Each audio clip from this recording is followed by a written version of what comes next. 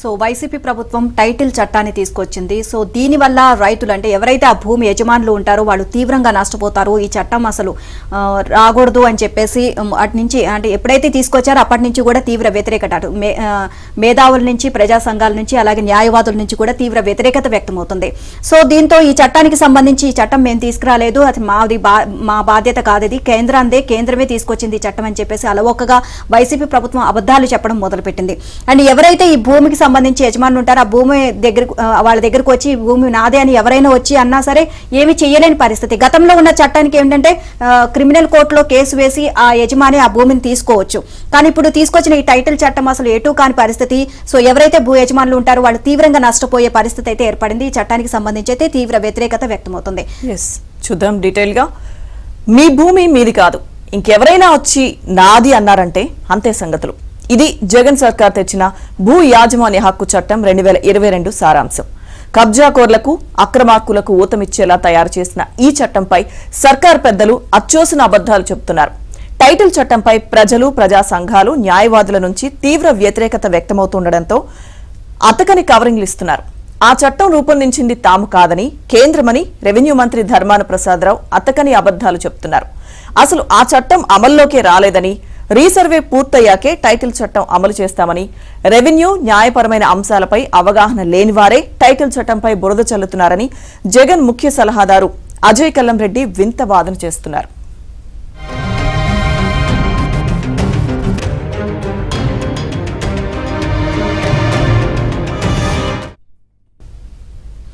భూ యాజమాన్య హక్కు చట్టం కేంద్రమే రూపొందించింది అన్నది మంత్రి ధర్మాన మాట.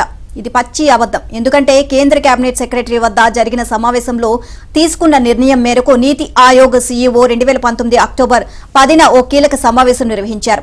ల్యాండ్ టైటిల్ ముసాయిదా బిల్లు రూపకల్పన కోసం కమిటీని ఏర్పాటుకు ఆ భేటీలో నిర్ణయించారు. అప్పుడు తెలంగాణ రెవెన్యూ స్పెషల్ సీఎస్ గా ఉన్న వినోద్ కుమార్ అగర్వాల్ అధ్యక్షతన ఈ కమిటీ ఏర్పడింది. అదే ఏడాది డిసెంబర్ 20న కేబినెట్ సెక్రటరీకి నీతి ఆయోగ్ సీఈఓ ఒక లేఖ రాశారు. మొత్తానికి 2019 డిసెంబర్ 28వ తేదీన అటు కేంద్రం నుంచి, ఇటు నీతి ఆయోగ్ నుంచి రాష్ట్రాలకు ల్యాండ్ టైటిల్ యాక్ట్ ముసాయిదా బిల్లు కాపీలు వచ్చాయి. ఇది కేంద్రం విషయంలో జరిగింది. అసలు విషయం ఏమిటంటే అంతకు 5 నెలల ముందే జగన్ సర్కార్ ఈ బిల్లుకు ప్రాణ ప్రతిష్ఠ చేసింది. జగన్ ప్రభుత్వం 2019 మేలో ఏర్పడింది. ఆ తర్వాత 2 నెలలకే అంటే జూలైలో జరిగిన అసెంబ్లీ సమావేశాల్లో ఆంధ్రప్రదేశ్ ల్యాండ్ టైటిల్ బిల్లు 2019ను ఆమోదించేశారు. దీన్నే బిల్లు 38 ఆఫ్ 2019 గా పిలుస్తారు. ఆ వెంటనే దీన్ని ఆమోదం కోసం కేంద్రానికి పంపించారు. మరి ఈ బిల్లును తొలుత రూపొందించింది ఎవరు? కేంద్రమా, రాష్ట్రమా? ఈ ప్రశ్నకు మంత్రి ధర్మాన బదిలిస్తారు.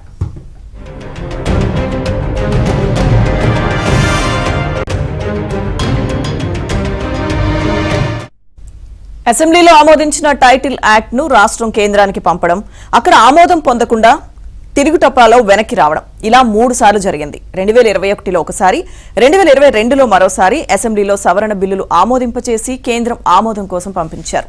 కేంద్రంలో ఏం జరిగిందో కానీ 2023లో కూడా ఆమోదించలేదు. దీంతో ఈసారి బిల్లు వెనక్కి వస్తే మీ సంగతి తేలుస్తా అని అధికారులను జగన్ తీవ్రంగా హెచ్చరించారని కూడా చెబుతారు.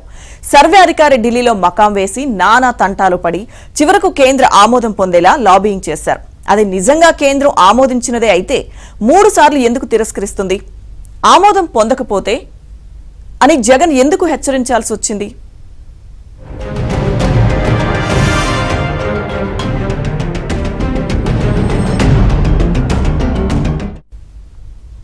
ధర్మాన అజయ్ కల్లం చెబుతున్నట్లుగా ల్యాండ్ టైటిల్ బిల్లులో కేంద్రం ఒత్తిడి లేదు, నీతి ఆయోగ్ బలవంతమూ లేదు.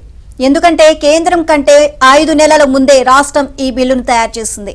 ఇంకా చెప్పాలంటే రాష్ట్రమే ఒత్తిడి, లాబియింగ్ చేసి మరి తాను రూపొందించిన బిల్లుపై కేంద్రం ఆమోదం పొందింది. ఇందులో ఎవరికి ఏ సందేహం ఉన్నా బిల్ 38 ఆఫ్ 2019ను చూడొచ్చు. అది అసెంబ్లీ వెబ్సైట్ బిల్స్ జాబితాలో ఉంది. అసలు విషయం ఏమిటంటే ఆ బిల్లు ఆమోదించే నాటికి రెవెన్యూ మంత్రిగా ధర్మాన ప్రసాదరావు లేరు. ఆయన ఎమ్మెల్యేగా మాత్రమే ఉన్నారు. ఎమ్మెల్యేగా ఉన్న ఆయనకు అప్పటి నీతి ఆయోగ్ నుంచి వచ్చిన ఫైళ్లు, డేటా వెళ్లే అవకాశమే లేదు. అయినా మంత్రి అలవోకగా అబద్దాలు చెప్తున్నారు. ల్యాండ్ టైటిల్ యాక్ట్ పైన కేంద్రం కంటే జగన్కే ఆసక్తి ఎక్కువ అనేది నిజం.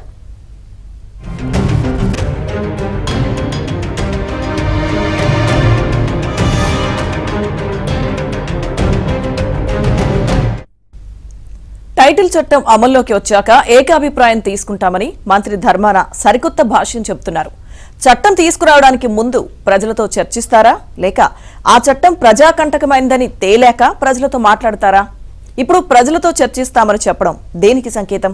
నిజానికి వినోద్ కుమార్ అగర్వాల్ కమిటీ నివేదికలో చట్టం తీసుకురాకముందే రాష్ట్రాలు ఏం చేయాలో స్పష్టంగా ఉంది. 5వ చాప్టర్లోని రోడ్ మ్యాప్ అంశంలో 1వ విభాగంలో రాష్ట్రాలు ఏం చేయాలో దిశానిర్దేశం చేశారు. టైటిల్ ముసాయిదా బిల్లులోని అంశాలను ఒక గ్రామం లేదా మండలంలో ప్రయోగాత్మకంగా అమలు చేయాలన్నారు. అంతకన్నా ముందే ప్రజలు, రైతులు, రాజకీయ పార్టీలతో చర్చించాలని సూచించారు. కానీ జగన్ సర్కార్ ప్రజలను సంప్రదించకుండానే ఈ వివాదాస్పద బిల్లును అసెంబ్లీలో ఆమోదించారు. ఇప్పుడు ప్రజలు వ్యతిరేకిస్తుండటంతో ఏకాభిప్రాయం అంటూ కొత్త పల్లవి అందుకున్నారు.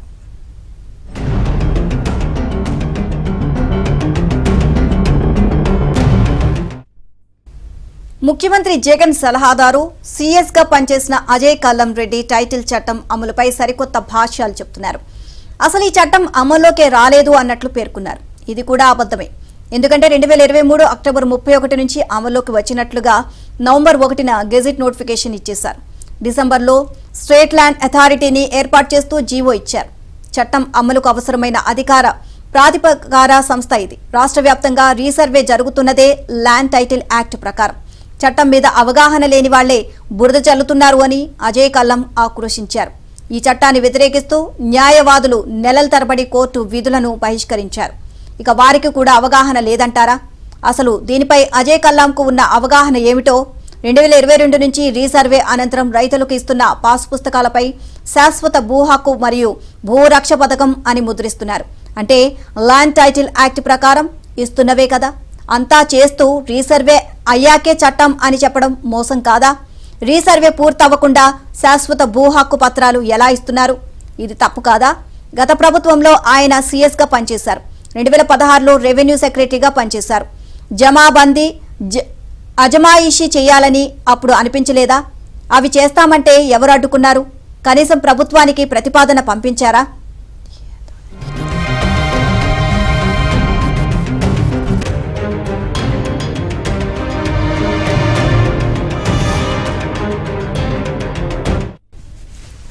టైటిల్ చట్టానికి అనుకూలంగా నిర్వహించిన వైసీపీ అనుకూల సదస్సులో అజయ్ కల్లం రెడ్డితో పాటు నల్సార్ యూనివర్సిటీ అధ్యాపకుడు సునీల్ అలియాస్ భూమి సునీల్ పాల్గొన్నారు. చట్టం లేకపోతే తీవ్ర నష్టం జరిగిపోతుందని ఆవేదన వ్యక్తం చేశారు. టైటిల్ చట్టంలో కోర్టుల ప్రమేయం ఉండదనేది అబద్దమని, ఈ చట్టం అమలు కాకపోతే రాష్ట్రం మరో 50 ఏళ్లు వెనుకబడిపోతుందని ఆక్రోశించారు.